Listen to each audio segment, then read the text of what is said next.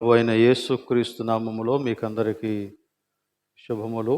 ఈ ఉదయకాలమున మరలా మనం దేవుని యొక్క సన్నిధిలో చేరి ఆయన వాక్యాన్ని ధ్యానించే అవకాశాన్ని దేవుడు మనకి అనుగ్రహించినందులకు నేను దేవుణ్ణి స్తుతిస్తూ ఉన్నాను.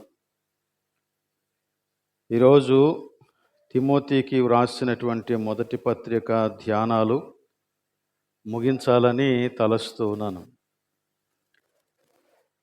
మనం ఇప్పటికీ చాలా పుస్తకాలు ధ్యానం చేస్తాం. గతంలో మనం ధ్యానం చేసినటువంటి బైబిల్లోని ఆయా పుస్తకాల ధ్యానాలు మనకి యూట్యూబ్లో అవైలబుల్గా ఉన్నాయి గనక వాటిని మరలా ఒక్కసారి అవసరమని అనుకున్న వారందరూ కూడా వీక్షించి విషయాలు తెలుసుకోవాలని నేను కోరుకుంటూ ఉన్నాను. ఈ విధంగా దేవుని యొక్క వాక్యాన్ని ఒక క్రమమైన రీతిలో ధ్యానం చేయటం క్రైస్తవ సంఘానికి ఆధ్యాత్మిక క్షేమాభివృద్ధిని కలుగజేస్తుంది. అక్కడక్కడ దేవుని యొక్క వాక్యాలను ధ్యానించడం వలన ఆధ్యాత్మిక జీవితం యొక్క లేక దేవుని ప్రణాళిక యొక్క సంపూర్ణమైన సత్యాన్ని మనం గ్రహించలేం. కాబట్టి ఇలాంటి క్రమమైనటువంటి వాక్య ధ్యానాలు మనకి అవసరం. కానీ క్రైస్తవ సంఘం ఇలాంటి ధ్యానాలకు ఇంకా అలవాటు పడలేదు. కేవలం కొన్ని రకాలైనటువంటి ప్రసంగాలకు అలవాటు పడింది సంఘం. కానీ క్రమమైనటువంటి వాక్య ధ్యానం క్రమమైన ఆధ్యాత్మిక జీవిత ఎదుగుదలను కలుగజేస్తూ ఉంది. కాబట్టి ఇలాంటి వాక్య ధ్యానాలకు మీ జీవితంలో మీరు ఎక్కువ ప్రాధాన్యత ఇవ్వాలని నేను కోరుతూ ఉన్నాను. అలానే మీ యొక్క వ్యక్తిగత వాక్య ధ్యానాలలో కూడా అక్కడక్కడ చదవకుండా ఒక క్రమమైన రీతిలో చదువుకుంటే అది చాలా మంచిది. ప్రతిసారి మనం చదివిన ప్రతిసారి గతంలో ఏం చదివాము, ఇప్పుడు ఏం చదవబోతున్నాము అనేటువంటి ఆ కంటిన్యూషన్ ఉండేలాగా మనం చూసుకోవాలి. అప్పుడే మన యొక్క ఆధ్యాత్మిక జీవితాలకు క్షేమాభివృద్ధి. ఈ ఎక్సర్సైజ్ చేయకుండా ప్రభువా నన్ను అభివృద్ధి పరచు, ప్రభువా నన్ను ఆధ్యాత్మికంగా ఎదిగింపు చేయి, ఆధ్యాత్మిక లోతులకు నడిపించు, శిఖరాలను దాటించు అని ప్రార్థన చేస్తే ఆ ప్రార్థనకు జవాబు దొరకకపోవచ్చు. ఎందుకంటే దేవుడు ఆ విధంగా ఆధ్యాత్మిక లోతులకు ఎలా వెళ్ళాలో, ఆధ్యాత్మిక శిఖరాలను ఎలా అందుకోవాలో దేవుడు తన వాక్యంలో వ్రాసి పెట్టాడు. కాబట్టి దీనిని చదవకుండా, దీనిని అధ్యయనం చేయకుండా, దీనిని ఒక క్రమమైనటువంటి పద్ధతిలో ధ్యానం చేయకుండా అవన్నీ నాకు దయచేయి ప్రభువా అంటే దేవుడు అలా దయచేయడు. కాబట్టి దేవుడు మనకి ఏర్పాటు చేసినటువంటి మార్గాన్ని మనం అనుసరించడం ఎంతైనా అవసరం. కాబట్టి దేవుని యొక్క ఉద్దేశ్యాలు మన స్వంత విధానాలతో, సొంత ఆలోచనతో సాధించాలని అనుకోవటం మనకి బుద్ధిహీనత. కాబట్టి దేవుని విధానాలతోనే దేవుని యొక్క క్రమాన్ని, దేవుని ఉద్దేశ్యాలను మనం అందుకోగలం. కాబట్టి ఆ రీతిగా క్రైస్తవ సంఘం ఎదగాలని నేను నిరంతరం ప్రార్థన చేస్తూ ఉన్నాను. గతంలో మనం యూదా పత్రికను ధ్యానం చేసాం. అలానే కొరింథీ మొదటి పత్రిక, ఎఫెసీ పత్రిక, అలానే ఇప్పుడు తిమోతి పత్రిక మొదటి పత్రిక ధ్యానం చేస్తూ ఉన్నాం. అదే రీతిగా వారము మధ్యలో జరిగేటువంటి గురువారపు కూడికలలో మనం మరికొన్ని అంశాలను ధ్యానం చేస్తాం. అలానే పుస్తకాలు కూడా ధ్యానం చేస్తాం. అందులో తెస్సలోనికైలకు రాసిన మొదటి పత్రిక, అపోస్తుల కార్యాలు, దానియేలు గ్రంథం, ప్రస్తుతం అయితే ప్రకటన గ్రంథం జరుగుతూ ఉంది. సో ఈ పుస్తకాలన్నీ కూడా ధ్యానం చేయటం జరిగింది. అలానే దేవుని యొక్క మహాప్రణాళిక శాశ్వత కాలం నుండి శాశ్వత కాలం వరకు అనే శీర్షికన ఆ ప్రణాళికను అర్థం చేసుకోవటానికి బైబిల్లో ఉన్నటువంటి మొత్తం 66 పుస్తకాల యొక్క సారాంశాన్ని మనం తెలుసుకున్నాం ఆ యొక్క వారపు మధ్య కూడికలలో. కాబట్టి వాటిని మీరు నిర్లక్ష్యం చేయకండి. అనేక మంది ఆ గురువారపు కూడికలకు హాజరు కావాలని నేను కోరుతూ ఉన్నాను. అప్పుడప్పుడు ఏవో కొంచెం అక్కడ నుండి వచ్చినటువంటి కొంత మెటీరియల్ ఏదైనా ఉంటే దాన్ని గ్రూప్‌లో అప్‌లోడ్ చేస్తున్నారు. కానీ అది మీకు సరిపోదు. దాన్ని ఎంత చూసినా కొంతమందికి అర్థం కాకపోవచ్చు కూడా. కాబట్టి వారం మధ్యలో జరిగేటువంటి వాక్య ధ్యానాలకు కూడా హాజరవ్వటానికి మీరు ప్రయత్నం చేయాలని నేను మిమ్మలను కోరుతూ ఉన్నాను. అలాగనే మనం ఇంకా రకరకాలైనటువంటి సందర్భాలలో యోహాను సువార్త ధ్యానం చేశాం. సిలువను గూర్చినటువంటి సందేశం మనం ధ్యానం చేశాం. ప్రభువు నేర్పినటువంటి ప్రార్థన ధ్యానం చేశాం. ఇంకా డిఫరెంట్ అకేషన్స్లో రకరకాలైనటువంటి వాక్య భాగాలను మనం ధ్యానం చేస్తాం. అవన్నీ కూడా మన మనస్సులో ముద్రించబడాలన్నది నా యొక్క కోరిక. అందుకే మరొకసారి నేను మీకు వాటన్నిటిని కూడా జ్ఞాపకం చేస్తూ ఉన్నాను. ప్రస్తుతం క్రైస్తవ సంఘాన్ని చూస్తూ ఉంటే 100కి 90 మందికి దేవుని వాక్యాన్ని నేర్చుకోవాలన్న ఆశ లేదు, వినాలన్న ఆతృత లేదు. మీరు ఎలా చెప్పగలరండి అంత ఖచ్చితంగా అంటే? ఒక ఆయన అన్నాడు, the right test for listening అంటే ఒక వ్యక్తి సరిగా వింటూ ఉన్నాడా లేదా అనే విషయం ఎలా తెలుస్తుందంట? దాని ఆచరణలో తెలుస్తుందంట. ఆ వ్యక్తి దానిని ఆచరిస్తూ ఉన్నాడా లేక ఆచరించటానికి ప్రయత్నం చేస్తూ ఉన్నాడా అనే దాని మీద ఆధారపడి ఒక వ్యక్తి దేవుని వాక్యాన్ని వింటున్నాడా లేదా అనేది నిర్ణయించవచ్చు అని ఆ వ్యక్తి చెప్పాడు. అది కరెక్ట్. వినటానికి ఏముంది, అందరూ వింటారు. అందుకని యేసుక్రీస్తు ఉపమానాలు చెప్పినప్పుడు అక్కడ వేల మంది ఉండొచ్చు, కానీ యేసుక్రీస్తు ఈ స్టేట్మెంట్ చేశాడు, వినుటకు చెవులు గలవాడు వినుగాక అనే స్టేట్మెంట్ చేశాడు. ఆ మాట నేను నా చిన్నతనంలో చదివినప్పుడు అది నాకు అర్థమయ్యేది కాదు. వినుటకు చెవులు గలవాడు అంటాడేంటి అని. అంటే విని దానిని ఆచరించటానికి పూనుకునేవాడు. కాబట్టి ఇది చాలా అవసరం. కాబట్టి నా మాటలు విని అని యేసుక్రీస్తు వదిలేలేదు. ఈ నా మాటలు విని వాటి చొప్పున చేయు ప్రతివాడు అని చెప్పాడు. సో ఆచరణ లేని వినుట కాదు, జీవితంలోనికి ఆ వాక్యాన్ని తీసుకోకపోవటం, అన్వయించుకోకపోవటం అసలు అది వినటంతో సమానం కాదు అని దేవుని యొక్క వాక్యం చెబుతోంది. అందుచేత మనం వినటం, సరిగా వినటం, విధేయతతో వినటం, లోబడటానికి వినటం, సమర్పించుకొని వినటం అనేది చాలా అవసరం. కాబట్టి దీనిని బట్టే యేసుక్రీస్తు ఆ మాటలు కూడా చెప్పాడు, మీరేమి వింటూ ఉన్నారో జాగ్రత్తగా చూసుకోండి. ఒకటి. రెండవది, వినే సందర్భంలోనే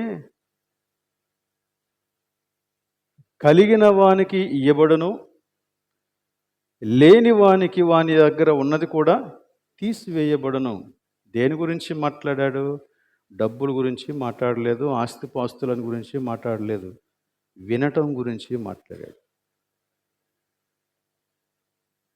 నువ్వు జాగ్రత్తగా వింటూ ఉంటే, ఆచరించాలనే వినయ మనస్సుతో వింటూ ఉంటే నీకు దేవుడు ఇంకా అధికంగా అనుగ్రహిస్తాడంట. ఒకవేళ వినటం కేవలం చెవి వరకు మాత్రమే పరిమితమైతే ఆ ఉన్నది కూడా దేవుడు తీసేస్తాడంట. కాబట్టి జాగ్రత్తగా ఉండండి. మీరు ఏ కొలతతో కొలుతురో అదే కొలతతో మీకు, అంటే మీరు వింటూ ఉన్నవారైతే మీకు ఇంకా అనుగ్రహించబడుతుంది. మీరు వినకపోతే అది కూడా తీసివేయబడుతుంది. సో అందుచేత వినటం ఎంత ప్రధానమైన విషయమో మనం క్రైస్తవులంగా, యేసుక్రీస్తు యొక్క శిష్యులంగా గమనించాలని నేను కోరుకుంటున్నాను. మనకున్న సమయాన్ని బట్టి తిమోతి మొదటి పత్రికలో 6వ అధ్యాయంలో 21 వచనాలు ఉన్నాయి. ఈ 21 వచనాలలో ఉన్నటువంటి విషయాన్ని మీకు జాగ్రత్తగా విభజించి మీ ఎదుట పెట్టి ముగించాలని నేను ఆశపడుతున్నాను. ఎక్కువ వివరణకు వెళ్ళను కానీ అవసరమైన చోట కొంత వివరణ ఇవ్వటానికి ప్రయత్నం చేస్తాను. 6వ అధ్యాయం. ఈ 6వ అధ్యాయంలో 6 సంగతులు చెప్పాడు. మొదటి సంగతి, విశ్వాసులైన దాసులు ఎలా ఉండాలి. రెండవది, అబద్ధ బోధకులను గూర్చినటువంటి హెచ్చరిక, సంఘం వారిని ఎలా తెలుసుకోవాలి. మూడవది, విశ్వాసులకు ఉండకూడని అపేక్ష, ధనాపేక్ష. నాలుగవది, దైవజనులు ఎలా కొనసాగాలి లేక దైవజనులు ఎలా జీవించాలి. ఐదవది, ధనవంతులైన విశ్వాసులు ఏం చేయాలి వారి ధనంతో. ఇక ఆరవది, ముగింపులో ఒక హెచ్చరిక చేశాడు. సో ఈ 6 విషయాలను మనం ఈ రోజున ధ్యానం చేయబోతూ ఉన్నాం. మొదటి 2 వచనాలలో విశ్వాసులైన దాసులను గురించి మాట్లాడాడు. ఆ దినాలలో బానిసత్వం అనేది ఉండేది, స్లేవరీ. మనుష్యులు బజారులో జంతువులను కొనుక్కున్నట్లుగా దాసులను కొనుక్కునేవారు. కొంతమంది ఇంట పుట్టినటువంటి దాసులు ఉండేవారు. వారు యజమాని చెప్పిన ప్రతి పని చేయాల్సిందే, ఈ పని నాకు సంబంధించింది కాదు అని చెప్పటానికి లేదు. వాళ్ళకి అంత స్వాతంత్ర్యం లేదు. నా వర్కింగ్ అవర్స్ కేవలం 8 గంటలే, అంతకు మించి నేను పని చెయ్యను అని చెప్పటానికి లేదు. ఒకవేళ ఎక్స్ట్రా పని చేస్తే నాకు ఓటీ ఇవ్వాలి అని అడగటానికి కూడా లేదు. అది దాసత్వం, బానిస బ్రతుకు. పగలు రాత్రి కూడా యజమానికి సేవ చేయాల్సిందే. అయితే దేవుని మహాకృపను బట్టి అలాంటి దాసులలో నుండి అనేక మంది సువార్తని విని యేసుక్రీస్తుని స్వంత రక్షకునిగా అంగీకరించారు. అలా స్వంత రక్షకునిగా అంగీకరించినటువంటి విశ్వాసులైనటువంటి దాసులు తమ యజమానుల దగ్గర పని చేస్తూ ఉన్నప్పుడు ఎలా పని చేయాలి అనే సంగతిని గురించి ఇక్కడ వ్రాస్తూ ఉన్నాడు. ఈ రోజున బహుశా ఇలాంటి బానిసత్వం లేకపోవచ్చు. కానీ మనమందరం కూడా యజమానుల దగ్గర పని చేస్తూ ఉన్నవారమే. అంటే అర్థం ఏంటంటే మన పైన ఒక యజమాని ఉన్నాడు, ఒక బాస్ ఉన్నాడు. అలాగనే మనలో కొంతమంది ఇళ్లల్లో పనిచేసేటువంటి వారు కూడా ఉన్నారు. వారికి ఒక యజమాని ఉన్నాడు. ఇలా ఏ రంగంలో తీసుకున్నా ప్రతి చోట కూడా నీకంటూ ఒక బాస్ ఉన్నాడు. ఆ బాస్ కింద నువ్వు పని చేయాల్సిందే. ఒకప్పుడు పని విధానానికి ఇప్పుడు పని విధానానికి చాలా తేడా ఉంది. ఒకప్పుడు గంటలు నిమిషాలు చక్కగా లెక్కించుకునేవారు. ఇప్పుడు అలాంటి లెక్కలు తేలటం లేదు. నువ్వు ఎప్పుడు పిలిచినా నువ్వు ఉండాలి, నువ్వు రావాలి అంటున్నారు. కాబట్టి ఇది అలాంటి బానిసత్వం కాకపోయినా ఆల్మోస్ట్ అలాగనే ఉంటా ఉంది. ఇలాంటి పరిస్థితుల మధ్య కొన్నిసార్లు విశ్వాసులు కూడా ఎంతో సఫర్ అవుతున్నారు. సో ఉదాహరణకి ఈ రోజున సోషల్ టీచర్స్ అందరూ ఆరాధనకు రాలేకపోయారు. కారణం ఏంటంటే వాళ్ళకి ఎక్స్ట్రా క్లాసెస్ ఉన్నాయి. వెళ్ళను అంటానికి లేదు, అది కంపల్సరీ. మిగతా రోజుల్లో సెలవు పెట్టుకోవచ్చేమో కానీ ఈరోజు సెలవు పెట్టడానికి అవ్వదట. కనుక ఒక విధంగా చెప్పాలంటే ఇక్కడ కూడా ఆల్మోస్ట్ అలాగనే పనిచేస్తున్నాం మనం, అలానే పనిచేస్తూ ఉన్నాం. ఇలా పనిచేస్తూ ఉన్నప్పుడు విశ్వాసులైనటువంటి వారు ఎలా పని చేయాలి అనే సంగతిని గురించి, లేక ఏ యాటిట్యూడ్తో పని చేయాలి అనే సంగతిని గురించి ఇక్కడ రాశాడు. నెంబర్ 1 ఏమన్నాడంటే, దేవుని నామమునకు ఆయన బోధకు దూషణ కలగకూడదు. దేవుని నామము ఆయన బోధ దూషింపబడకుండునట్లు అన్నాడు. అనగా నీవు చేసేటువంటి పని ద్వారా నీ దేవుని నామానికి ఘనత రావాలి, అంతే తప్ప దూషణ రాకూడదు. అంటే నిన్ను బట్టి, నీవు చేసే పనితనాన్ని బట్టి నీ దేవుడు మహిమపరచబడాలే తప్ప దూషించబడకూడదు, అవమానం రాకూడదు. అంటే మొట్టమొదట ఏమంటున్నాడంటే, నువ్వు ఎక్కడైనా పని చేయి, ఏదైనా పని చేయి, నీతి కలిగినటువంటి పని ఏదైనా చేయి, కానీ ఆ పని నీ దేవునికి మహిమ తీసుకొని వచ్చేలాగన చేయి. ఇంకొకటి చెప్పాలంటే, ఎలా దేవునికి మహిమ వస్తుంది? ఎలా దేవునికి మహిమ వస్తుందంటే, ఆ దేవునికి భయపడి ఎవరు చూసినా, ఎవరు చూడకపోయినా, ఎవరు నిన్ను లెక్కడిగినా, ఎవరు నిన్ను లెక్కడగకపోయినా నా దేవుడు చూస్తున్నాడు అనేటువంటి ఉద్దేశంతో నమ్మకమైన పని చేసేటువంటి దాసులుగా ఉండాలి అనేది ఇక్కడ విషయం.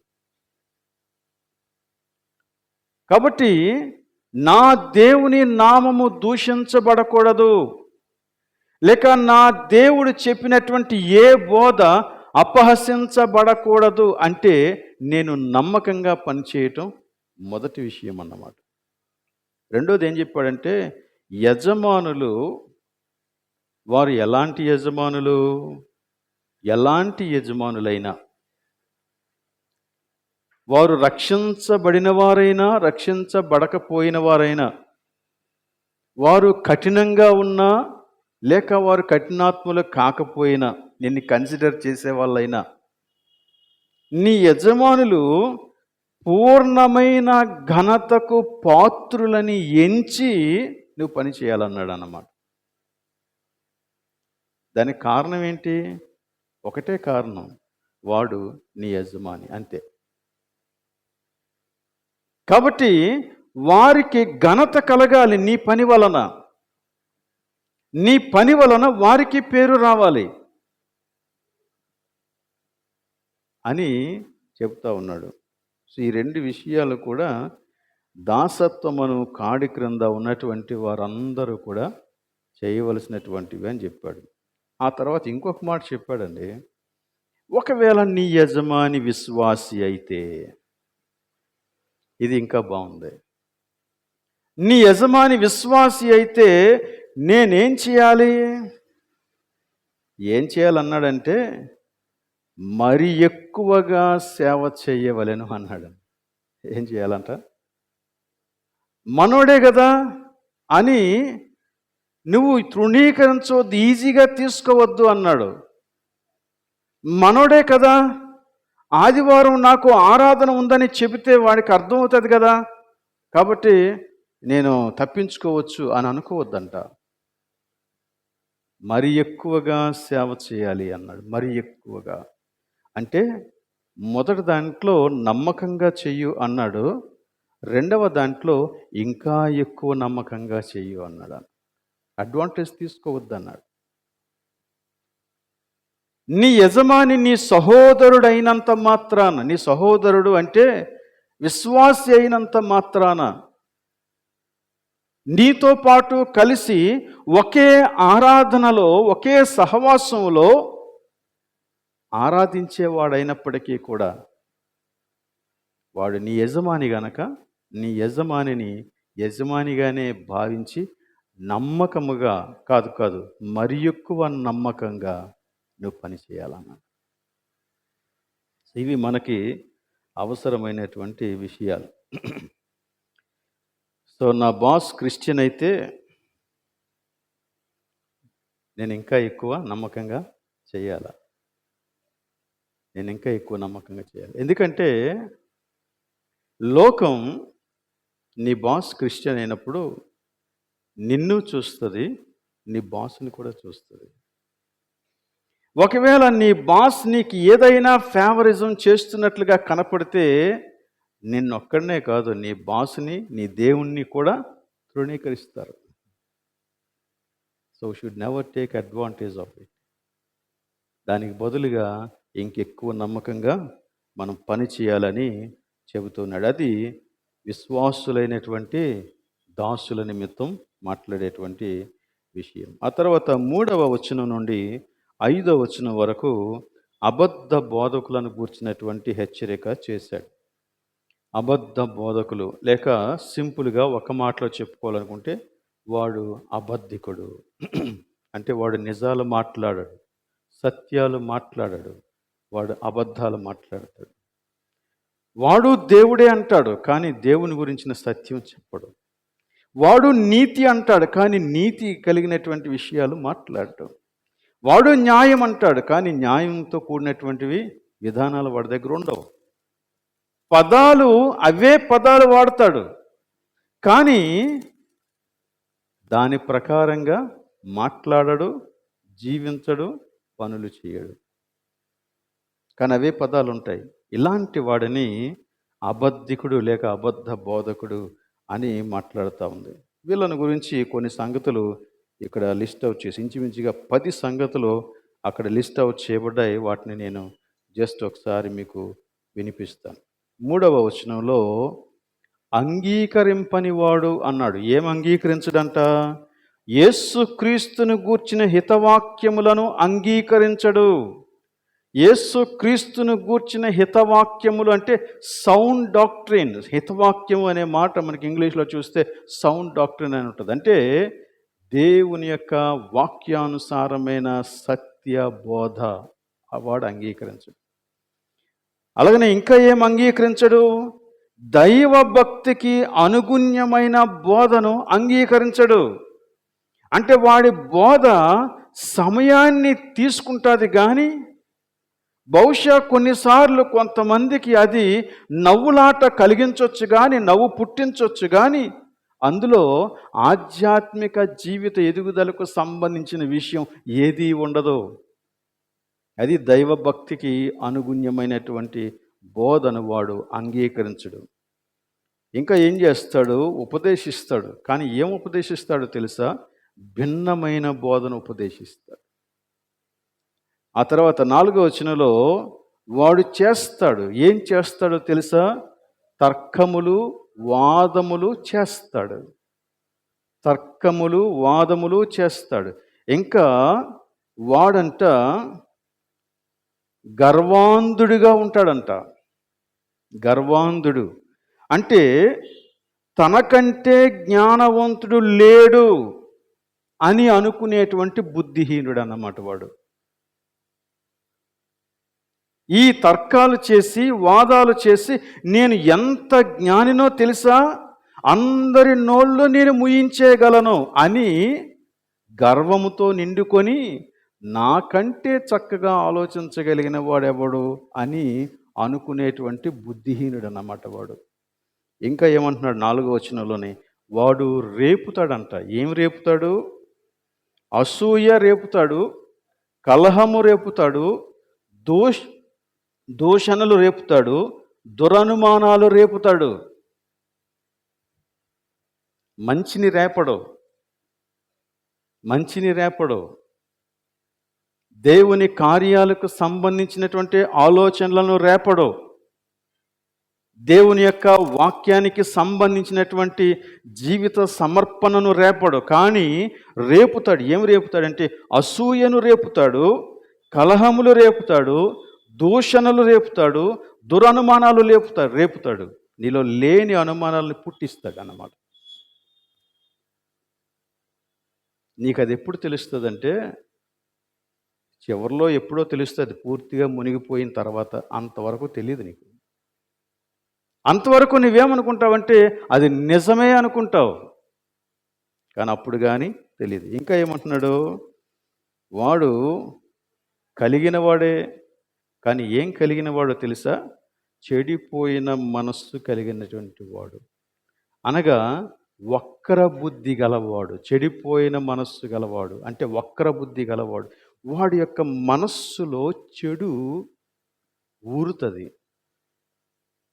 ఊరడి బొగ్గ ఏంటంటే చెడుకి.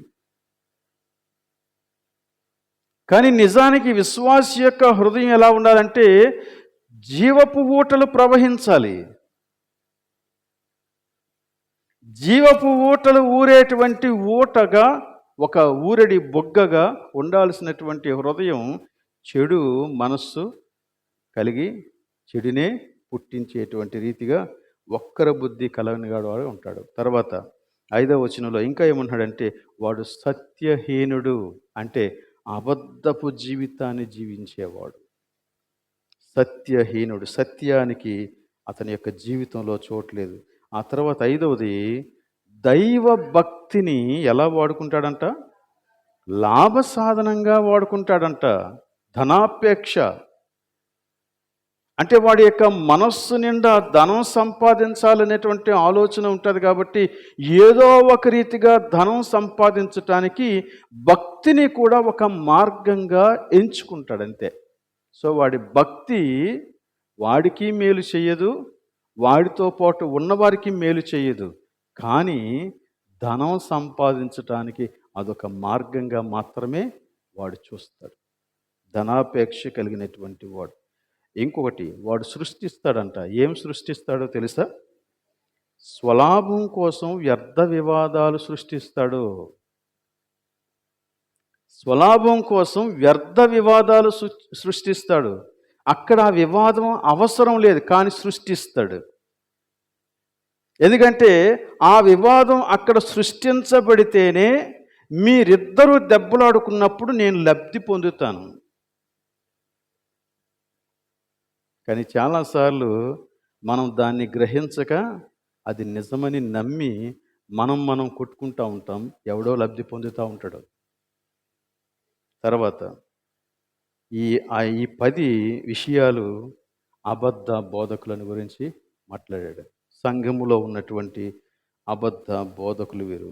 అబద్ధ బోధకులు లేక అబద్ధికులు అని వీరిని మనం చెప్పవచ్చు. సో మూడో విషయం విశ్వాసులకు ఉండకూడని అపేక్ష ఏంటండి? అది విశ్వాసులకు ఉండకూడని అపేక్ష ఏంటది? ధనాపేక్ష. అపేక్ష అంటే కోరిక, తీవ్రమైన కోరిక, ఒక ఆశ. విశ్వాసులకు ఉండకూడదు అని ఇక్కడ చెప్తా ఉన్నాడు. 6 నుండి 10 వచనాల్లో దానికి సంబంధించినటువంటి విషయాలన్నీ కూడా చెప్పాడు. అయితే సంతుష్టి సహితమైన దైవభక్తి గొప్ప లాభ సాధనం. దీని యొక్క అర్థం ఏంటో ఒకసారి మనం చూద్దాం. ఈ వచనాల్ని మనం గమనిస్తే ఇందులో ఒక జీవిత సత్యం చెప్పాడు. ఒక జీవిత సత్యం. రెండవది, ఆ జీవిత సత్యమును అర్థం చేసుకుంటే నువ్వు పాటించాల్సిన వైఖరి ఏంటో చెప్పాడు. ఆ తర్వాత మూడోది, అందులో ఉన్నటువంటి అపాయం ఏంటో కూడా చెప్పాడు. ధనాపేక్షలో ఉన్నటువంటి అపాయం ఏంటో చెప్పాడు. మొదటిది జీవిత సత్యం ఏంటంటే, నీవు ఏమియూ తేలేదు, ఏమియూ తీసుకొని పోలేవు. నువ్వు పుట్టినప్పుడు నీతో పాటు నువ్వు తీసుకొచ్చింది ఏమీ లేదు, ఒక నూలు పోగు కూడా. అలాగనే నువ్వు వెళ్ళిపోయేటప్పుడు నీతో పాటు తీసుకెళ్ళగలిగింది కూడా ఏమీ లేదు, నథింగ్. నువ్వు ఎలా వచ్చావో అలాగనే వెళ్ళిపోతావు ఈ లోకంలో నుండి. గమనించు, నీ చావు పుట్టుక ఈ రెండింటికి మధ్య నీ జీవితంలో ఎన్నో నువ్వు సంపాదించవచ్చు, కానీ నీతో పాటు వచ్చేది ఏది ఉండదు. ఇది జీవిత సత్యం. అది 7వ వచనంలో మాట్లాడాడు. ఆ తర్వాత మనకు ఉండాల్సిన వైఖరిని గురించి మాట్లాడాడు. 8వ వచనంలో అన్న వస్త్రములతో తృప్తి పొందాలా? అన్న వస్త్రములు కలిగిన వారమై తృప్తి చెందాలి అన్నాడు. అంటే ఏ రోజు జీవితం ఆ రోజు నువ్వు జీవించు. దేనికోసమో నీవు ఆశించొద్దు అన్నాడు. ఇది యాక్చువల్‌గా ఈ లోక సూత్రాలకి చాలా వ్యతిరేకం ఇది. ఎందుకంటే ఈ లోక సూత్రం నువ్వు తృప్తి పడిపోయావా, నువ్వు అభివృద్ధి పొందలేవు అంటాడు. నీకెప్పుడూ అసంతృప్తి ఉండాలంటాడు. కానీ నిజానికి అక్కడ చెబుతున్నటువంటి విషయం వేరు. నేను చక్కగా చదువుకోవాలి అనుకోవడం తప్పేం కాదు. నేను మంచి ఉద్యోగం చేయాలి తప్పేం కాదు. నేను చాలా ఉన్నతమైనటువంటి స్థితిలో ఉండాలి తప్పేం కాదు. బట్ దేవుడు నీకు ఆ రోజుకి ఏ స్థాయి కలిగిస్తే ఆ స్థాయి, ఏ స్థితి కలిగిస్తే ఆ స్థితిలో తృప్తిగా ఉండడం అనేది నీ జీవితాన్ని సంతోషంగా ఉంచేలాగా చేస్తుంది. సంతృప్తి, సంతృప్తి. ఈ సంతృప్తి ఎక్కడి నుండి వస్తుందంటే మన చుట్టూ ఉన్నవారిని చూసినప్పుడు రాదు, లేక మనలోనికి మనం చూసుకున్నప్పుడు కూడా రాదు. మనల్ని పోషించే దేవుని వైపుకు చూసినప్పుడు వస్తుంది ఆ తృప్తి. నా ప్రక్కనున్నవాడు పంచభాక్ష పరమాణాలు తినొచ్చు, నాకు ఒకవేళ ఆ రోజుకి నీళ్ళే తాగి గడపాల్సి వస్తే దేవునిని బట్టి సంతోషంగా అదే నాకు తృప్తినిస్తుంది. ఎందుకంటే ప్రతి వాని యొక్క స్థితిని దేవుడే నిర్ణయిస్తాడండి. దేవుడే నిర్ణయిస్తాడు. ఆయనను దాటి నువ్వేం చేయలేవు. అందుకని ఇశ్రాయేలీయుల్ని కనాను దేశంలో పెట్టిన తర్వాత నువ్వు బాగా అభివృద్ధి చెంది బాగా తిన్న తర్వాత ఇదంతా నా స్వశక్తి వలన నేను సంపాదించుకున్నానని అనుకుంటావేమో, జాగ్రత్త. నువ్వు భాగ్యము సంపాదించుకోవటానికి నీకు సామర్థ్యము కలుగు చేసిన వాడను నేనే అంటాడు. నేనే. కాబట్టి నీకు ఏ స్థితి ఉంటే ఆ స్థితిలో సంతోషంగా గడుపు. సమ్మర్ వస్తుంది, ఒకవేళ మీ ఇంట్లో ఏసీ లేదేమో, ఏసీ ఉన్న వాళ్ళని చూసి నువ్వు కన్ను కుట్టుకోవద్దు, ఇబ్బంది పడొద్దు. ఏం పర్వాలేదు, డోంట్ వర్రీ. నీకు సామర్థ్యం ఉందా, నువ్వు కొనుక్కో. సామర్థ్యం లేకపోయిందా, నీకున్న స్థితితో నీవు తృప్తిగా ఉండు, అంతే. దేవుడు అందులోనే నీకు సౌఖ్యాన్ని కలుగు చేస్తాడు. సౌఖ్యం కలుగు చేస్తాడు. అంటే ఇది ఏం చెప్తుందంటే దేవుని మీద ఆధారపడి బ్రతకటం నేర్చుకో అని చెప్తుంది. అది నీకెంత ఉంది అనే దాని మీద కాదు, దేవుని మీద ఆధారపడి బ్రతకటం నేర్చుకో. ఇంకా ముందుకు వెళ్తే మనం మరికొన్ని విషయాలు తెలుసుకుంటాం.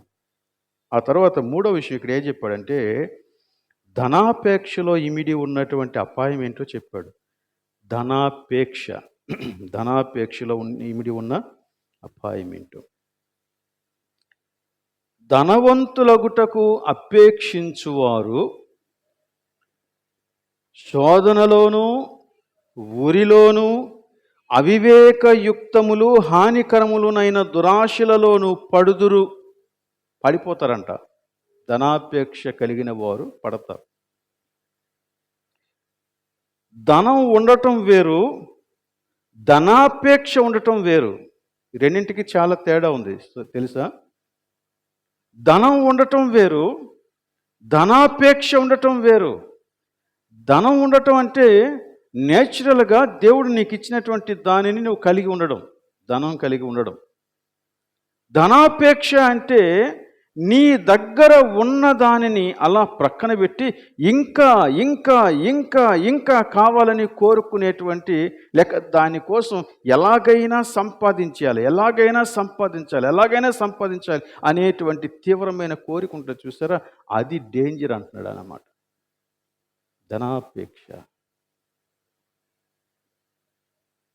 నీకు ప్రమోషన్ వచ్చింది అనుకోండి, ఇంక్రిమెంట్ కలుస్తుంది, అది ధనాపేక్ష కాదు, నేచురల్గా నీకు వచ్చేది. అలానే మనం చేసే వేరు వేరు ఉద్యోగాలను బట్టి వేరువేరుగా జీతాలు వస్తాయి. ఒకడికి 1,00,000 రావచ్చు, ఒకడికి 1,000 రూపాయలే రావచ్చు, నో ప్రాబ్లం. 1,00,000 వచ్చిన వాడు ధనాపేక్ష కలిగి ఉన్నాడండి అని చెప్పకూడదు మనం. అది దేవుడు అతనికి ఇచ్చినటువంటి విషయం. ధనాపేక్ష అంటే నీకు దేవుడిచ్చిన దానితో సంతృప్తి చెందక ఇంకా అన్ని విధాల సంపాదించేసుకోవడానికి ప్రయత్నం చేయడం. ఉదాహరణకి ఒక ఆఫీసర్ ఉన్నాడు, వాడికి బహుశా 1,50,000 జీతం అనుకుందాం. అయినా కానీ వాడి యొక్క టేబుల్ మీదకి ఒక ఫైల్ వస్తే ఆ ఫైల్ మీద సంతకం పెట్టడానికి ఒక 10,000, 20,000, 30,000, 50,000, 1,00,000 లంచం ఇస్తేనే కానీ పెట్టడు. అది ధనాపేక్ష.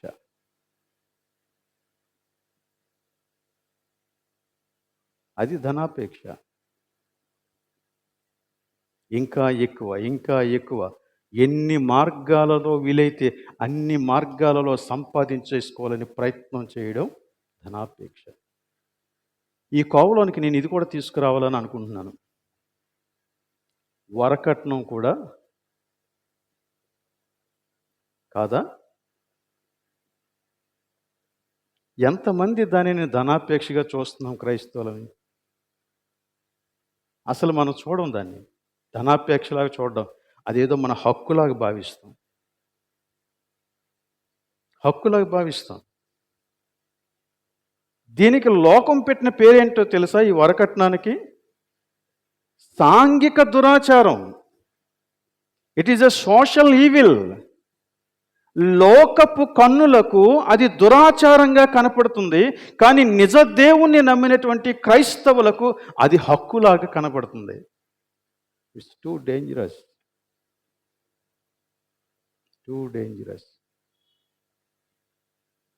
కాబట్టి ధనాపేక్ష అనగానే ఎవరో మేడలు ఉన్న వాళ్ళని, మిద్దెలు ఉన్న వాళ్ళని, కార్లు ఉన్న వాళ్ళని చూసి వాళ్ళు ధనాపేక్ష కలిగిన వారు అనుకోవద్దు. ధనాపేక్ష మన హృదయంలో నివాసం చేస్తుంది. జాగ్రత్త. బోల్డ్ రూపాలలో అది బయటకు వస్తుంది, ఒక రూపం కాదు. ఈ ధనాపేక్ష కలిగినటువంటి వారు ఎందులో పడతారో చెప్పాడండి. 1, శోధనలో పడతారంట. అంటే అర్థం ఏంటి? ధనాపేక్ష కలిగిన వారికే శోధనలు వస్తాయా, మిగతా వాళ్ళకి రావా అంటే అందరికీ వస్తాయి. కానీ పడేది ఎవరు? ధనాపేక్ష కలిగిన వాడు. అర్థమవుతుందా?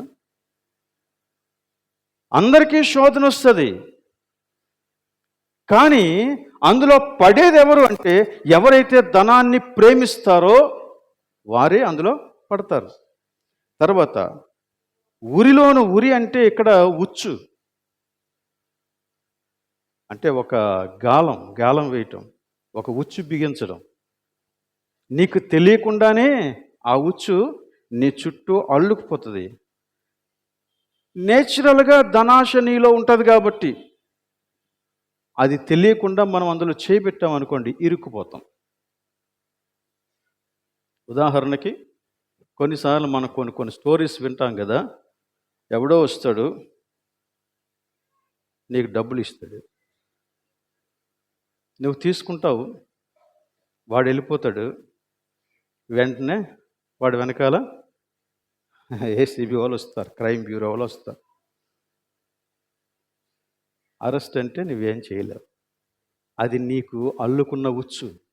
అదే నీకు ధనాపేక్ష లేదనుకో, వాడు తీసుకొచ్చి ఎన్నిసార్లు నీకు ఇచ్చినాను దాన్ని అంగీకరించవు. ఇన్ఫ్యాక్ట్ నువ్వే వాడి మీద కంప్లైంట్ చేస్తావు.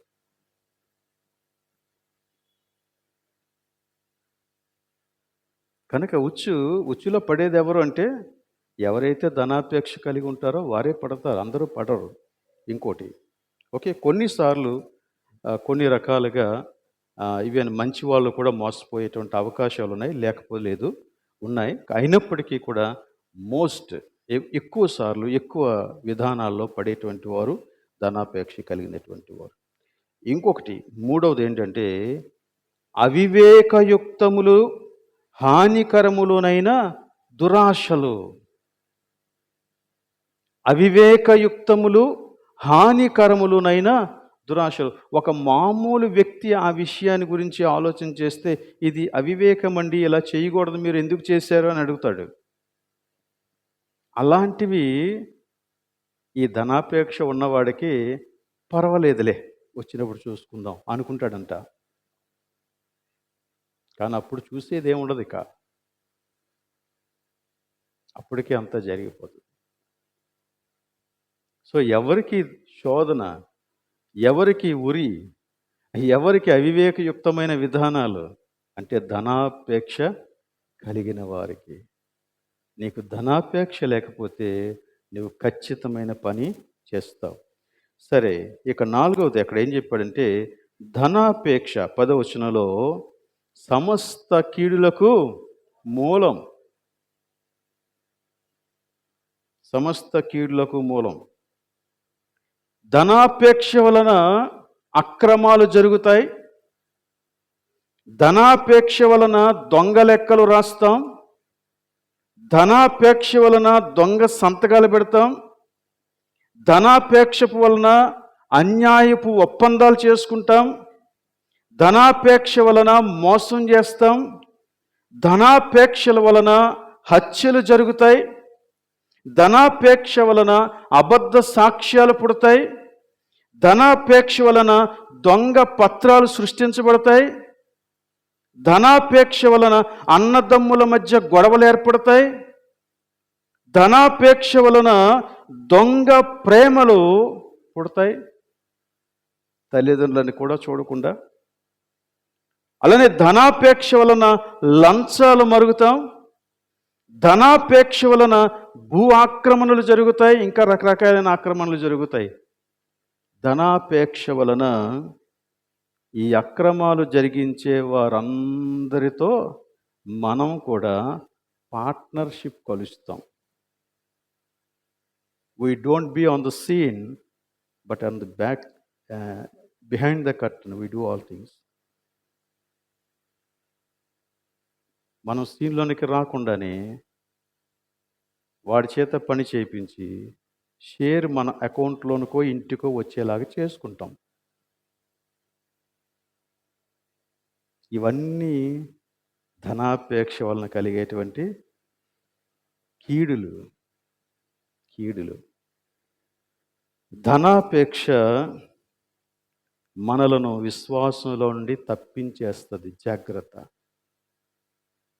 అక్కడ ఇదే మాట చెప్పాడు, కొందరు దానిని ఆశించి విశ్వాసం నుండి తొలగిపోయి ఏం చేశారంట? నానా బాధలతో, బోధలతో కాదండి, బాధలతో, నానా బాధలతో ఏం చేశారు? తమ్మును తామే పొడుచుకున్నారు. అంటే వారు విశ్వాస భ్రష్టులైపోయారు అని చెప్తుంది. సో ధనాపేక్ష ఇంత డేంజర్ అన్నమాట. ధనాపేక్ష ఇంత డేంజర్. అయితే విశ్వాసి అయిన వాడు ఎలా ఉండాలి? దైవజనుడు ఎలా ఉండాలి? ఇక్కడ దైవజనుడు అంటే కేవలం సేవకుడు మాత్రమే కాదు. పూర్తి కాలపు సేవలో ఉన్నటువంటి పాస్టర్లో, లేకపోతే సువార్థికులో, లేకపోతే మిషనరీలో వాళ్ళ కొరకే కాదు. Even every one that belong to God. దేవుని ప్రజలైన వారందరూ దైవజనులే. నువ్వు దేవుని వాడవా? నువ్వు దేవుని వాడవైతే నువ్వు దైవజనుడవు. గుర్తుపెట్టుకో. నేను దైవజనుడిని కాదండి అని నువ్వు అనుకున్నావా? నువ్వు దేవుని వాడవే కాదని అర్థం. నేను ఎప్పుడైతే దైవజనుడను అనుకుంటానో అప్పుడు దేవునికి అనుగుణంగా జీవించడానికి ప్రయత్నం చేస్తాను. నేను దైవజనుడను కాదు అనుకుంటే నేను ఎలా జీవించినా పర్వాలేదులే అనుకుంటాం. కానీ నువ్వు దైవజనుడవు. ఇక్కడున్న ప్రతి ఒక్కరూ నువ్వు యేసుక్రీస్తుని స్వంత రక్షకునిగా అంగీకరించిన వ్యక్తివైతే నువ్వు దైవజనుడవు, దైవజనురాలవు. ఆ మాట నీ మనస్సుతో నువ్వు చెప్పుకో. ఈ రోజున నేను దైవజనుడను అని చెప్పుకో. అప్పుడు నీ జీవితం నీకు వేరుగా అర్థమవుతుంది. తెలుసా? అక్కడ అదే చెప్పాడు 11వ వచనం నుంచి మనం 16వ వచనం వరకు ఉన్నటువంటి వాక్య భాగంలో. ఇందాక అదే వాక్య భాగాన్ని మనం చదువు. దైవజనుడా, నీవైతే వీటిని విసర్జించు. ఈ వేటిని విసర్జించాలా? పైన చెప్పినవన్నీని అంటే ఇప్పుడు తిమోతి పత్రిక మొదటి అధ్యాయం నుండి ఎంతవరకు చెప్పిన విషయాలన్నీ ఉన్నాయి చూసారా, వాటిలో ఏవేవైతే దైవజనులకు ఉండకూడదో వాటన్నిటినీ విసర్జించండి. ధనాపేక్షతో సహా, దైవభక్తి లాభ సాధనం అనుకునేటువంటి ఆలోచనతో సహా విసర్జించు. పైన చెప్పిన విసర్జించి ప్రయాసపడు అన్నాడు. దేనికోసం ప్రయాసపడాలి?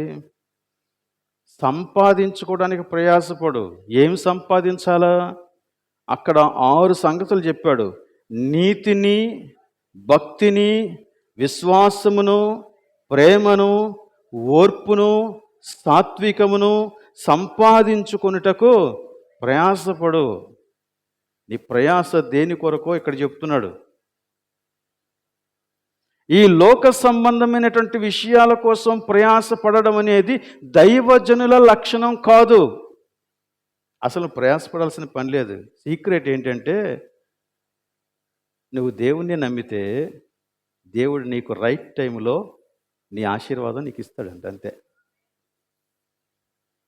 అది సీక్రెట్.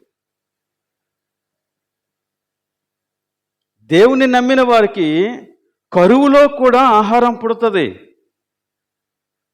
సింహాలైనా లేమి కొంటాయి కానీ నా యందు భయభక్తులు గలవానికి ఏదియో కొదువు లేదు. ఒకవేళ కొదువు ఉన్నా అందులో దేవుని యొక్క గొప్ప దీవెన ఉంది, గుర్తుపెట్టుకోవాలి.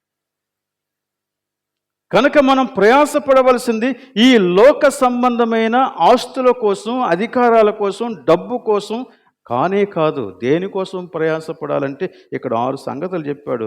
నీతి, భక్తి, విశ్వాసం, ప్రేమ, ఓర్పు, సాత్వికం. ఈ 6 సంగతులను నువ్వేం చేస్తావంటే ఒక పేపర్ మీద రాసి రోజు నీకు కనపడేటువంటి స్థలంలో తగిలించుకో. ఎందుకంటే అవి నువ్వు రోజు ప్రయాసపడవలసిన విషయాలు. బయటికి వెళ్ళేటప్పుడు ఈరోజు నేనేం చేయాలి అని ఆలోచిస్తావు కదా, అందులో ఇది ఉండాల. ఫస్ట్ ఐటెం ఇదే ఉండాల.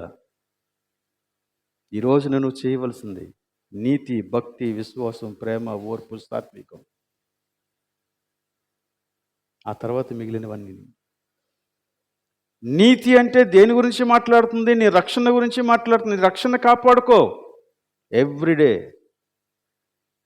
భక్తి అంటే దేని గురించి మాట్లాడుతుంది? దేవుణ్ణి ప్రేమించే గుణాన్ని గురించి మాట్లాడుతుంది. Do you love God everyday? ప్రతిరోజు నువ్వు దేవుణ్ణి ప్రేమించగలుగుతున్నావా? ఆ ప్రేమ ఎలా ఉండాలో యేసుక్రీస్తు చెప్పాడు. నీ యొక్క పూర్ణ హృదయముతో, నీ పూర్ణ మనస్సుతో, నీ పూర్ణ వివేకంతో, నీ పూర్ణ ఆత్మతో, నీ పూర్ణ బలంతో నువ్వు దేవుణ్ణి ప్రేమించాలా? అదే ప్రేమ ఉందా ప్రతిరోజు? విశ్వాసం. ఇక్కడ విశ్వాసం అంటే దేవుని యొక్క వాక్యాన్ని వాక్యంగా గైకొనడం, అది విశ్వాసం. అంటే దేవుని యొక్క మాటను బట్టి జీవించడం. దేవుని మాట పట్టుకుంటే కొన్నిసార్లు మనకి మార్గం కనపడదు ఈ లోకంలో. ఎందుకంటే లోకం దానికి వ్యతిరేకం కదా. అయినా కానీ నువ్వు దేవుని మాట పట్టుకో, దాంతో జీవించు, అదే విశ్వాసం. జీవితంలో నెక్స్ట్ అడుగు ఎక్కడ వేయాలో అర్థం కాదు. అలాంటి పరిస్థితుల్లో కూడా దేవుని యొక్క వాక్యాన్ని పట్టుకుంటే నువ్వు నీ జీవితంలో నువ్వు ముందుకు వెళ్ళగలవు.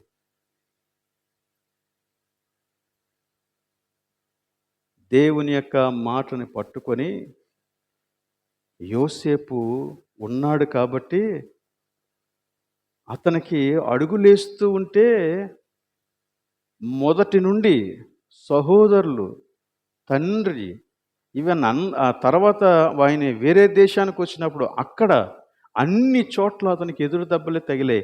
కానీ అదే వాక్యాన్ని పట్టుకొని కడ వరకు నిలిచాడు. దేవుడు అతన్ని రాజుగా నిలబెట్టాడు, అంతే. నీ విశ్వాసం అలా ఉండాలా? నీ విశ్వాసం అలా ఉండాలా?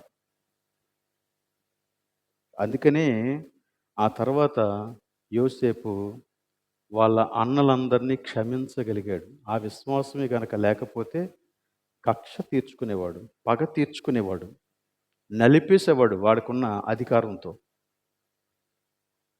కానీ అలా చేయలేదు. అందులో దేవుని యొక్క ఉద్దేశాన్ని గ్రహించాడు. దేవుని యొక్క ఉద్దేశాన్ని గ్రహించాడు. తర్వాత ప్రేమ, ఇది సహోదర ప్రేమను గురించి మాట్లాడుతుంది. ఒకరంటే ఒకరికి ఉండాల్సిన ప్రేమను గురించి. ఓర్పు, ఒకరిని ఒకరు సహించటం.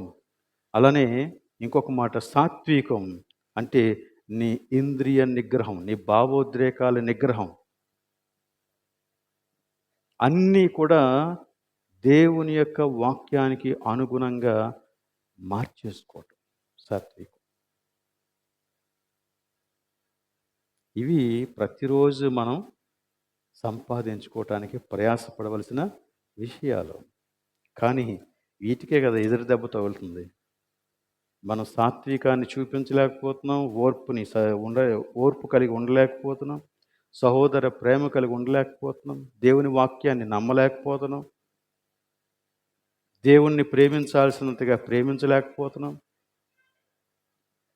ఈ బోర్డు పెట్టి ఎంతకాలం అయిందో నాకు తెలియదు, కానీ ఈ సంఘానికైతే దరిదాపుగా 150 సంవత్సరాలు వస్తూ ఉంటే, బహుశా అప్పటి నుంచి ఒకవేళ ఉంటే ఈ బోర్డుకి 150 సంవత్సరాలు. కానీ అది ఇప్పటికే మాట్లాడుతూనే ఉంది. అందులో మాట్లాడుతున్న విషయాల్లో చాలా వరకు మనం ఇంకా నేర్చుకోవాల్సినవే ఉన్నాయి, ఇంకా పాటించాల్సినవి. ద ఫస్ట్ హెడ్డింగ్, ప్రధానమైన వాటికి ప్రాధాన్యం ఇవ్వండి. తర్వాత మూడవది 12వ వచనంలో పోరాడు, మంచి పోరాటం పోరాడు. ఈరోజున నీ పోరాటం దేనికి, దేనికోసం పోరాడుతున్నావు? మంచి పోరాటం. ఏ మంచి పోరాటం అది? విశ్వాస సంబంధమైన మంచి పోరాటం. ఎందుకంటే ముందు చెప్పినట్లు ఆ నీతి, ఆ భక్తి, ఆ విశ్వాసం, ఆ ప్రేమ, ఆ ఓర్పు, ఆ సాత్వికం సంపాదించుకోవటానికి నువ్వు నీ జీవితం అంతటిని ఖర్చు చేస్తూ ఉంటే నీకు దానికి వ్యతిరేకంగా నిలబడేటువంటి శక్తులు చాలా నీ జీవితంలోనికి వస్తాయి. అప్పుడు నువ్వు పోరాడాల. పోరాడడం దేనికి అంటే, దేవుడు నిన్ను నిలవబడమన్నట్లు నిలబడడానికి పోరాడాలి. నువ్వు నిలబడితే దేవుడు కార్యం చేస్తాడు. ఇక 4వది 12వ వచనంలోనే ఉంది, నిత్య జీవము చేపట్టు. అంటే నిత్య జీవానికి సంబంధించినటువంటి విధులు చేపట్టు. నాకెంతవరకు ఉపయోగం అనేది ప్రక్కన పెట్టు. అసలు నిత్య జీవానికి నడిపిస్తుందా నువ్వు చేసే పని? నువ్వు చేసే పని దేవుని ఎదుట నిన్ను ధైర్యంగా నిలబెడతదా? అవును ప్రభువా, నేను ఈ పని నీ మహిమ కోసం చేశాను అని చెప్పగలుగుతామా? నిత్య జీవాన్ని చేపట్టు. దీని విషయంలోనే హెబ్రీ పత్రిక 10వ అధ్యాయం మనం చదివాము. అవి మీ తర్వాత చదువుకోండి, అంత టైం మనకు లేదు కాబట్టి అక్కడికి వెళ్ళాం. ఇప్పుడు నువ్వు ఏ ఒప్పుకోలు అయితే ఒప్పుకున్నావో ఆ ఒప్పుకోలు కడవరకు నిలబెట్టు. ఎంతవరకు నిలబెట్టాలి అంటే 5వ విషయం చెప్పాడు, యేసుక్రీస్తు ప్రత్యక్షమగు వరకు. ఎప్పటి వరకు? యేసుక్రీస్తు ప్రత్యక్షమగు వరకు నిష్కలంకముగాను అనింద్యముగాను ఈ ఆజ్ఞను నువ్వు గైకొనాలని నేను నీకు ఆజ్ఞాపిస్తున్నాను అన్నాడు. ఈరోజు క్వైర్ వారు ఎందుకు పాడారో తెలియదు, కానీ యేసుక్రీస్తు యొక్క 2వ రాకడకు సంబంధించినటువంటి పాటలు పాడారు. మీరందరూ రాకముందు అదే పాటతో స్టార్ట్ చేశారు. దాని తర్వాత మళ్ళీ స్పెషల్ సాంగ్ పాడినప్పుడు కూడా కాలం లేదిక అని పాడారు. It is true. యేసుక్రీస్తు యొక్క 2వ రాకడ అసలు క్రైస్తవ సంఘానికి గుర్తుందా అన్నట్లుగా సంఘం ప్రవర్తిస్తుంది ప్రస్తుతానికి. మర్చిపోయారు ఆ విషయాన్ని.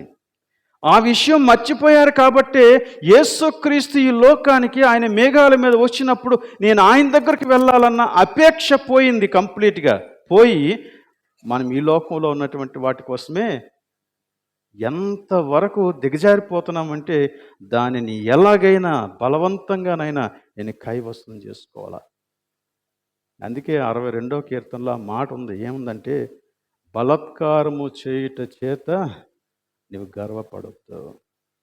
ఎందుకంటే బలము దేవునిది. బలము దేవునిది. దేవుడు ఆ మాట నాతో ఒక్క మారు చెబితే నాకు 2 మార్లు వినిపించింది. అంటే అది ప్రతిధ్వనిస్తూ ఉంది. ఆ ప్రతిధ్వని నీలో ఇంకా పనిచేస్తుందా? It is God who makes you stand. It is God who makes you step down. నిన్ను నిలబెట్టడానికైనా పడగొట్టడానికైనా దేవుడే. దేవుడే. కాబట్టి యేసుక్రీస్తు యొక్క రాకడ సమీపిస్తూ ఉండగా మనం పడవలసింది ఈ లోక సంబంధమైన వాటి కోసం కాదు. నేను నా దేవుని ఎదుట నిలబడాలా, ధైర్యంగా నిలబడాలా. అలాంటి పరిస్థితి నాకు కలిగేలాగన నా జీవితాన్ని నేను సిద్ధం చేసుకోవాలా. కాలము లేదిక, కాలము లేదిక.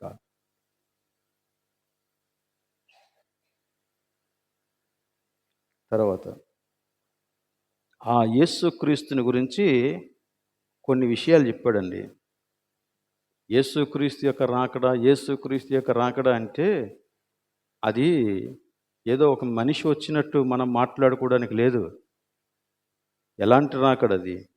ఆయన శ్రీమంతుడు, అద్వితీయుడు, సర్వాధిపతి, రాజులకు రాజు, ప్రభువులకు ప్రభు, సమీపింపరాని తేజస్సులో ఆయన మాత్రమే నివసించువాడు, అమరత్వము గలవాడు. అలాంటి వాడు నిన్ను తీసుకెళ్ళటానికి వస్తున్నాడు.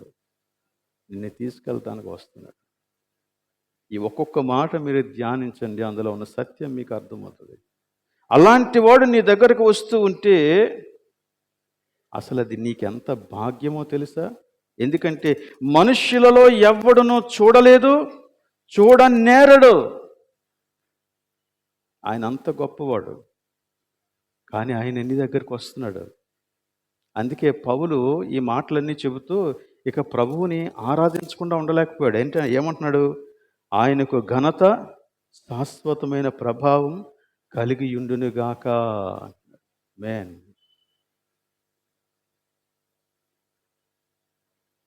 ప్రభువు నిన్ను పట్టించుకుంటున్నాడు. ప్రభువు నిన్ను రక్షించాడు. ప్రభువు నీ కోసం ప్రాణం పెట్టాడు. ప్రభువు నీ కోసం పరలోకంలో ఇల్లు సిద్ధపరుచుతూ ఉన్నాడు. ప్రభువు నీ కోసం తిరిగి రానై ఉన్నాడు. ఆయన తిరిగి వచ్చినప్పుడు నిన్ను తనతో పాటు తీసుకెళ్లాలనే మహోన్నతమైన ఉద్దేశాన్ని కలిగి ఉన్నాడు.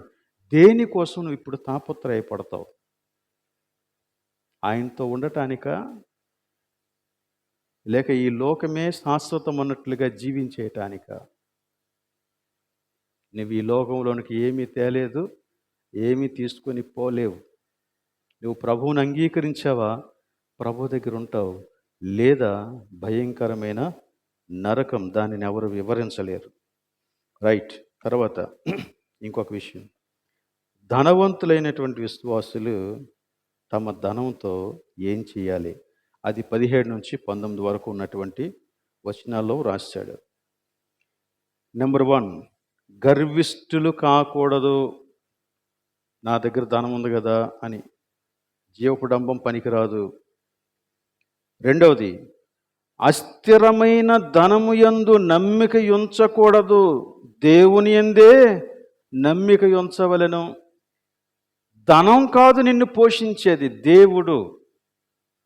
దేవుడు పోషించాల. దేవుడే నిన్ను బ్రతికించాల. కరోనా ఎవ్వరూ ఏమీ అడగకుండానే అర్థమైనట్టుగా సత్యం చెప్పేసింది. డబ్బులు పట్టుకొని హాస్పిటల్ చుట్టూ తిరిగిన ప్రయోజనం లేకుండా పోయింది. దేవుడు మాత్రమే నిన్ను బ్రతికించగలడు. నమ్మిక ఉంచుట అర్థం ఏంటో తెలుసా? ధనం యందు నమ్మిక ఉంచుట అంటే అర్థం ఏంటో తెలుసా? ధనం యందు నమ్మిక ఉంచుట అంటే దేవుణ్ణి తీసేసి ఆ దేవుని స్థానంలో ధనాన్ని పెట్టేసుకొని ధనాన్ని ఆరాధించటం. అదే ధనం యందు నమ్మిక ఉంచుట అంటే. యేసుక్రీస్తు దగ్గరికి ఒక యవ్వనస్తుడు వచ్చాడు. ఆ యవ్వనస్తుడు నాకు నిత్య జీవం కావాలన్నాడు. యేసుక్రీస్తు చెప్పాడు, అయితే నీ దగ్గర ఉన్నవన్నీ అమ్మేసి నన్ను వెంబడించు అన్నాడు. అప్పుడు ఏం చేశాడు ఆయన?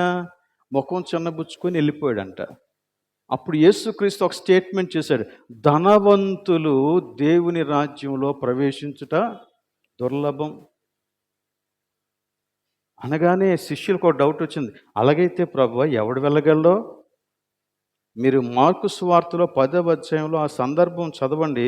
అక్కడ ఏముంటుందంటే, తమ ధనము యందు నమ్మిక ఉంచువాడు అనే మాట ఎక్స్ప్లెనేషన్ అక్కడ కిందనిస్తాడన్నమాట. కింద క్లియర్గా 23, 24 వచనాలు మీరు చదివితే అక్కడ అందులో ఉంటుంది. సో ధనము యందు నమ్మిక ఉంచాడు కాబట్టి ఏం చేశాడంటే, దేవుణ్ణైనా వదిలేసుకున్నాడు, దేవుని విధానాన్ని వదిలేసుకున్నాడు, అంతవరకు తాను చేసిన భక్తిని అంతటినీ వదిలేసుకున్నాడు. ధనం కోసమే యేసుక్రీస్తు నుంచి వెళ్ళిపోయాడు. వచ్చినప్పుడు ఎలా వచ్చాడంటే, పరిగెత్తి వచ్చాడంట. నడు రోడ్లో మోకాలు వేసాడంట. ప్రభువా అన్నాడంట, సద్బోధకుడా. కానీ ఎంత చెప్పినాడు, ఎంత ఆతృతగా వచ్చినాడు, యేసు నాకు అవసరం లేదు అనుకొని వెళ్ళిపోయాడు. ఎందుకొరకు? డబ్బు కొరకు. కాబట్టి ధనం ఎంతున్నా ధనమే సర్వస్వం అనుకోవద్దు. దేవుడే నీకు సర్వస్వం అని అనుకోవాల. మూడవది, వాస్తవమైన జీవము సంపాదించుకోవటానికి నువ్వేం చేయాలో తెలుసా? లేక వాస్తవమైన జీవ నిమిత్తం రాబోవు కాలమునకు మంచి పునాది వేసుకో అన్నాడు. నీ దగ్గర డబ్బు ఉంది కాబట్టి ఆ రాబోయే నిత్య జీవం కోసం నీవు ఈ లోకంలో మంచి పునాది వేసుకో. ఎలా పునాది వేసుకోవాలా? మేలు చేయి, సత్క్రియలు చేయి, ఔదార్యం గలవారుగా ఉండండి. 4వది, నీ ధనములు ఇతరులకు పాలివ్వండి అన్నాడు. మేలు చేయటానికి ఇతరుల యొక్క సంక్షేమం గురించి ఆలోచించేవాడు, సత్క్రియలు చేసేవాడు, అనగా దేవుని మహిమ నిమిత్తం కార్యాలు చేసేవాడు. చాలామంది సత్క్రియలు చేస్తారు, కానీ నా పేరు కోసం నేను చేస్తే అది సత్క్రియ కాదు. దేవుని మహిమ కోసం చేసేది సత్క్రియ అవుతుంది. ఇక మూడవది, ఔదార్యం గలవారు అంటే విశ్వాసి యొక్క లక్షణం ఇవ్వడం, ఇచ్చుట. యేసుక్రీస్తు పుచ్చుకొనుట కంటే ఇచ్చుట ధన్యత అని చెప్పాడు. ఇక తమ ధనములో ఇతరులకు పాలిచ్చేవారు ఎవరు అంటే నిస్వార్థపరులు. నిస్వార్థంగా ఉంటేనే ఇతరులకు ఇవ్వగలం. మనుషుల్లో 3 రకాల ప్రజలు ఉంటారట. ఒకడు అంటాడంట, నాది నాదే, నీది నీదే, నీది నాకొద్దు, నాది నీకొద్దు. ఒకవేళ పొరపాటున ఇలాంటి మనస్తత్వం కలిగిన వాడు ఎవరికైనా ఇచ్చాడు అనుకోండి, ఆ ఇచ్చేది తిరిగి వచ్చేసే వరకు నిద్రపోడు. తెలుసా? ఉదాహరణకి ఒక పెళ్ళికి వెళ్ళి ఒక కానుక వేసాడు అనుకోండి, పెళ్ళికి వెళ్ళి కట్నం చదివించాడు అనుకోండి, మళ్ళీ అది తిరిగి రావాలా? అర్థమవుతుందా? అలాగనే వీడికి ఇంకో మంచి లక్షణం కూడా ఉంది. ఎవరి దగ్గరైనా తీసుకున్నాడు అనుకోండి, మళ్ళీ అది ఇచ్చేయాలా? ఎందుకంటే అది నాకొద్దు, నాది నాదే, నీది నీదే. ఇది ఒక రకం. రెండో రకం ఎలాగుంటారంటే, నాది నాదే, నీది కూడా నాదే, నీది కూడా నాదే. వీడు ఇలాంటి లక్షణం కలిగిన వాడు ఎలా ఉంటాడంటే, వాడు ఒకవేళ ఏదైనా తీసుకున్నాడు అనుకోండి, వాడు మళ్ళీ నీకు ఇవ్వడు, నువ్వు మర్చిపోవాల్సిందే. వాడికి ఇస్తే అమ్మో రాదురా అనుకుంటాం కదా కొంతమందితో, ఈ కోవలో ఉన్నాలన్నమాట. వాడికి ఇస్తే ఇక రాదు. అంతేకాదు, ఒకవేళ వాడు నీకిచ్చాడు అనుకోండి పొరపాటున, సాధారణంగా ఇవ్వడు, ఒకవేళ ఇస్తే మాత్రం నువ్వు ఇచ్చే వరకు పీకేస్తాడు. నీ వెంట తిరుగుతాడు, నిన్ను వదలడు, అనా పైసలతో సహా రాబడతాడు. వాడు ఎంత కఠినంగా ఉంటాడంటే, ఆ అప్పు తీసుకున్నవాడు ఎందుకురా బ్రతుకని చచ్చిపోతాడు అన్నమాట. అలాంటి పరిస్థితి వచ్చేస్తుంది. ఇది రెండో రకం. మూడో రకం ఇంకొకరు ఉన్నారండి. అదెవరంటే, నీది నీదే, నాది కూడా నీదే. ఈ రకంలోనికి వస్తారు విశ్వాసులు. నాకు దేవుడిచ్చాడు, ఎంత దేవుడు నాకు ఎందుకు ఇచ్చాడంటే నీ అవసరత కూడా తీర్చమనే దేవుడు నాకు ఇచ్చాడు. కమాన్, మనమిద్దరం కలిసి బ్రతుకుదాం అని నిన్ను చేర్చుకుంటాడు. నీ అవసరాలు చూస్తాడు. నీ కోసం తన యొక్క పరసు తెరిస్తాడు. Will give you. నీతిమంతుడంట ఇస్తూనే ఉంటాడంట, భక్తిహీనుడు తీసుకుంటూనే ఉంటాడట.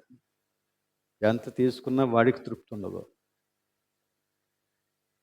ఓకే, సో కాబట్టి ధనవంతులైన విశ్వాసులు ధనం మీద నమ్మకం ఉంచకుండా, గర్విష్ఠులు కాకుండా ఆ వాస్తవ జీవ నిమిత్తం నీకున్నదంతా ఖర్చు పెట్టు. అది ఇక్కడ చేస్తూ ఉన్న పని. ఇక చివరిగా ముగింపులో 20-21 వచనాల్లో ముగింపు హెచ్చరిక ఒకటి ఉంది. అదేంటంటే, తిమోతి, నీకు అప్పగింపబడిన దానిని కాపాడి అపవిత్రమైన ఒట్టి మాటలకు, జ్ఞానమని అబద్ధముగా చెప్పబడిన విపరీతమైన వాదనలకు దూరముగా ఉండు. అంటే నీకు అప్పగించబడిన దాన్ని కాపాడయ్యా. తిమోతికి అప్పగించబడింది ఏంటి? దేవుని వాక్యం. ఇది కాపాడాల. దీన్ని మీరు కనుక కాపాడడానికి పూనుకుంటే చాలా అక్రమాలు సమాధి చేసేస్తారండి మీరు, డౌట్ లేదు. ఈరోజు క్రైస్తవులతో ఉన్నటువంటి సమస్య ఏంటంటే, వాక్యాన్ని కాపాడటానికి వారు ప్రయత్నం చేయట్లేదు, కానీ వాక్యంలో ఉన్న కొన్ని అనుకూలమైన వచనాలతో తమ్మును తాము కాపాడుకోవడానికి ప్రయత్నం చేస్తున్నారు. సో వారు ఏం చేస్తారంటే, వారికి అవసరమైనప్పుడల్లా ఇందులోంచి కోట్ చేస్తాడు, లేనప్పుడల్లా మానేస్తాడు అన్నమాట. అసలు వాక్యంతో వాడికి నిమిత్తం లేదు. అంతేకాదు, వాడు వాక్యాన్ని నేర్చుకోడు కూడా. అలంకారప్రాయం వాడికి. వాక్యాన్ని నేర్చుకుంటాడు, వాక్యాన్ని కాపాడుతాడు. ఇది విశ్వాస యొక్క లక్షణం. తిమోతి, నీకు అప్పగించబడిన దాన్ని కాపాడు. ఇదే విషయాన్ని మీరు ఇంకా జస్ట్ ఒక్క పేజీ తిప్పితే తిమోతి 2వ పత్రికలో 1వ అధ్యాయం 14వ వచనంలో ఇలా చెప్తాడు, నీకు అప్పగించబడిన ఆ మంచి పదార్థమును మనలో నివసించు పరిశుద్ధాత్మ వలన కాపాడు. ఆ ముందు వచనం చదివితే మీకు అదేంటో అర్థమవుతుంది. హితవాక్య ప్రమాణము అని చెప్తాడు. ఆ పదార్థం ఏంటి? హితవాక్య ప్రమాణం. అంటే ద సౌండ్ డాక్ట్రిన్, దేవుని యొక్క వాక్యము అనే ప్రమాణం.